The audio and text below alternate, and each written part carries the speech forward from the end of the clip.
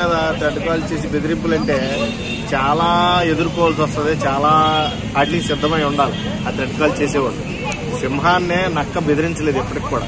మీరు నక్కలు లాంటి వాళ్ళు కాబట్టి సింహాన్ని బెదిరించడానికి చాలా ప్రయత్నాలు చేస్తున్నారు. ఆ సింహం ఎవరికి ఎదురు వస్తుంది కానీ పక్కకు తప్పుకోదు. నువ్వు ఎప్పుడైనా గమనించి ఏనుగు లాంటి వ్యక్తులు వచ్చినా గానీ సింహం అనేది పక్కకు తప్పుకోదు.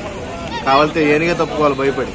అలాంటి సింహం గర్జన ఉన్న మనస్తత్వం ఉన్న వ్యక్తి పవన్ కళ్యాణ్ ఈ రోజున పార్టీని సగర్వంగా ఫీల్ అయ్యే నాయకుడిలాగా బిహేవ్ చేస్తుంది. ఒక పవన్ కళ్యాణ్ వల్లే అవుతుంది. కూటమి ప్రభుత్వానికి ఇంత మంచి పేరు రావడానికి కూడా one and all the reason Pawan Kalyan, Janasena.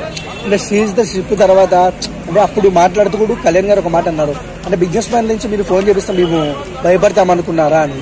But ఎవరు త్రికాల్ చేయొచ్చు అనుకుంటున్నారు? నీకు పార్టీలో ఉన్న వాళ్ళనే ఊరికే ఆరేసాడు మొన్న.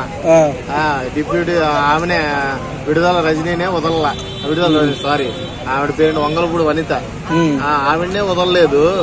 బయట వాళ్ళు మీరు చేస్తే ఆయనకి ఏమైనా లెక్క? అసలు ఎవరిని పట్టించుకోడు భయ్యా. అలా పట్టించుకున్నోడైతే రాజకీయాల్లోకి రాడు.